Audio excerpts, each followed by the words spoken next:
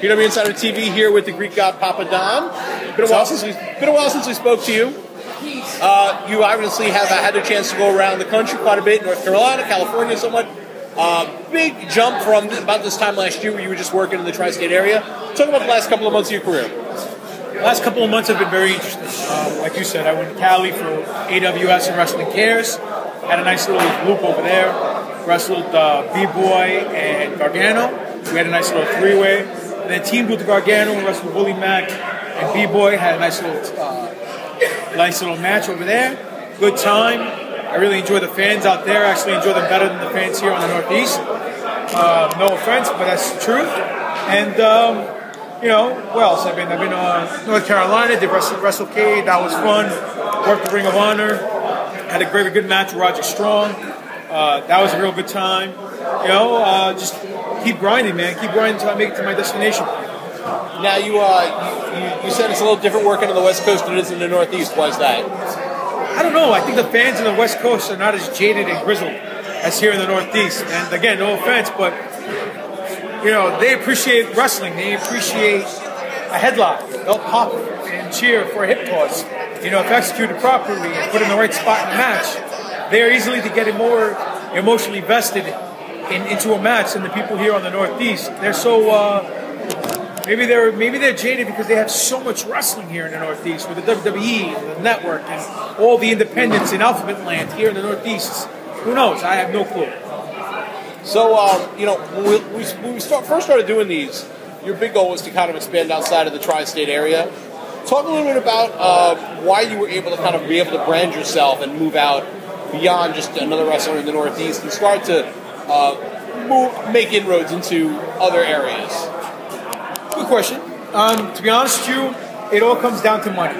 When you find a promoter who's not willing to make an investment in an individual and into his product, and they take a chance on somebody, and that somebody has vested interest in contributing to their product, then it adds, and it comes back in return. So the hard part is not finding work, it's finding promoters who are willing to pay for your travel to go out of state. So I've been very fortunate to be dealing with guys like a David Jackson, you know, like Tracy Myers down in North Carolina, like DJ Hyde and believe it or not, in CZW. So it's been fun. It's been interesting. Talk a little bit about CZW, because obviously your style doesn't exactly fit the slice and dice, barbed wire, blood and guts. Talk a little bit about how you kind of mesh there, and also talk a little bit about the partnership with Cherry Bomb and Pepper Parks, which is kind of a different sort of spin on the way things usually work in Combat Zone. Well, Pepper's a good dude. He's a good brother. So shout out to Luke Gallows. But my time in CZW has been it's been fun. I wasn't going there to be in a tag team, but when I saw Pepper, he saw me, we kind of stood out like diamonds in the rough because we're wrestlers. We don't play wrestlers, we are wrestling. We look the part, we act the part, we present the part in and out of the ring, and we're not into the hardcore nonsense. You know, you won't see me taking weed whackers or falling through panes of glass because that's not what I want to do. So you don't think you'll ever do the Cage of Death? Drew Gulak did it this past year. No, unless they pay me a ton of cash, I won't do it. When I mean a ton of cash, I mean a ton of cash. Multiple mortgage payments on my home type of cash. But honestly, no. Because I'm a professional wrestler at heart, and you know, to me it's about the product in the ring and getting them emotionally vested into my match, most importantly into myself. I'd rather get my opponent over and myself over and the point of view that we're trying to get with the angle and the storyline over than a spot. You know, anyone will pop. It's like watching two dogs pump on the side of the road. You know what I'm saying? First time you see it, you go crazy because you haven't seen it. 87th time you've seen it, it doesn't have the same appeal. So you won't see me doing this. All right, well, let's not see you humping at the side of the road either, if we can help it. No, that won't happen either. You know, obviously your style, very European and mat-based. I've referred to you as very similar to Dean Malenko at times in articles. Oh, thank you. You know, how hard is it to kind of find guys to mesh that style with as you travel around the country? Is it easier because of the style that you do, or is it harder because wrestling has kind of moved to such more of a spot or a sequence-based sort of art form, especially on the independents? That's a very good question. I personally, myself, I can only speak for myself. It's not very difficult because luckily my training and my background and me being a student of the game and always looking to better myself, I can wrestle any style. You put me in the ring with a guy who can't speak English and speaks Spanish and is a luchador, I'll put on a match wrestling lucha. You send me to England, I've been to England, I've wrestled, that World of Sports style.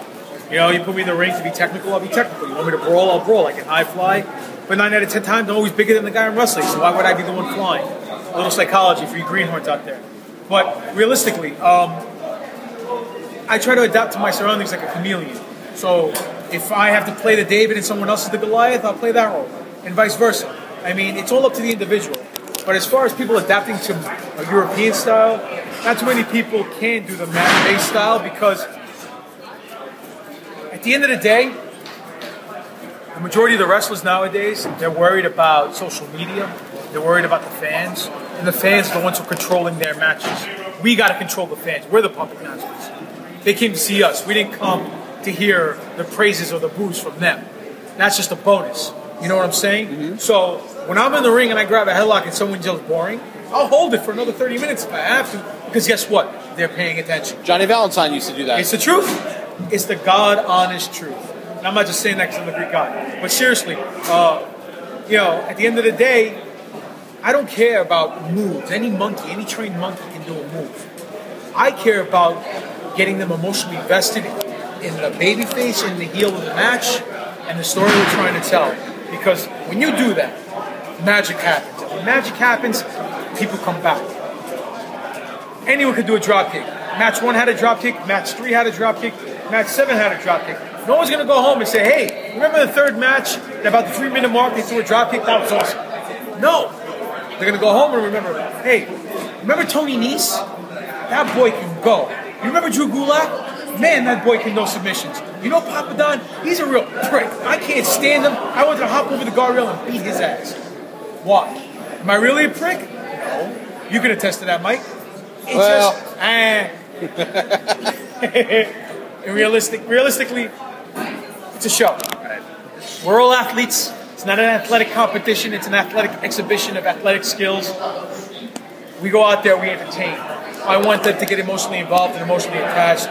When they do that and they're vested in the match, they're lost in the moment, they're lost, their moment of disbelief is gone, and they're having fun. Once that's accomplished, guess what? Everything else is smooth sailing. When we first started doing the PWInsider TV episodes, you were working for Extreme Rising. Obviously, that kind of went up in a ball of smoke. Like a fart in there. How do you feel about it a year or so removed afterwards? You still get angry about it? Yeah. I'm pissed off because a lot of people got screwed. Not only the boys, but the fans. I'm pissed because I lost the spot because of me being a professional with another company. I'm going to lay it out there. I lost my spot with Evolve and Dragon Gate at the time because I was given X amount of dates from Extreme Rising when I first started working with them before I started working with Evolve. And they had the same dates, and I kept my word. I'm a professional. It's all about principle with me. So if Company A books me for 3 dates, and Company B's using me or starts using me, and they book me for 2 dates, but one of the dates are on the same date as Company A, if I have that date first, I'm going to be a man of my word. And that's exactly what I did, and it kind of bit me in the ass. So I'm kind of pissed off about it because a lot of money was left on the table on both ends. So, it is what it is. If they decided to run again, Steve O'Neill called you and said, hey, we got a bunch of dates for you, what's your reaction?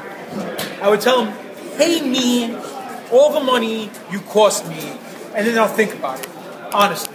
We're all whores because we all think we're God's gifts to this business, which we're not. And we all try to get out there and fulfill our dreams to be a main event star and make money doing this. And 9 out of 10 guys in the business will sell out their mother for a valid push. But there's a few of us that have some principle and some merit left. And I try, at least hope to be one of those 1% guys. So if Steve O'Neill ever wanted to run again, he would have to really pay me a lot of money that he cost me. And maybe I'll think about it. Maybe. Really, really, really think about it. But I doubt he will. And I doubt I will say yes. So the company that you lost the spot with, What do you do to try and get back in there, or do you even try to get back in there? Spoke to Gabe about it, and just, I don't know. I don't know. I mean, I spoke to him about it, and he told me his point of view. I told him my point of view, and then there was no email after that, so I don't want to bug the guy about it. But people make mistakes. I believe in second chances.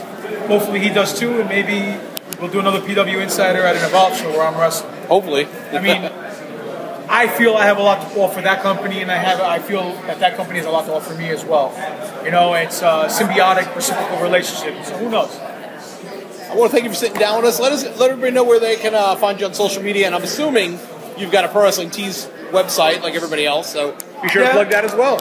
Well, Facebook and Twitter, you can get me at Greek God Papadon. Subscribe to my YouTube page, Greek God Papadon, and my pro wrestling shop, Greek God Papadon. I mean, you see the pattern forming. A lot of the fans aren't the sharpest tools in the shed, so I try to keep it simple for the masses. Support your favorite wrestlers and support the good indie companies, and go buy my t-shirts. All right. Well, thank you very much for your time. We'll talk to you soon. Thank you, Mike.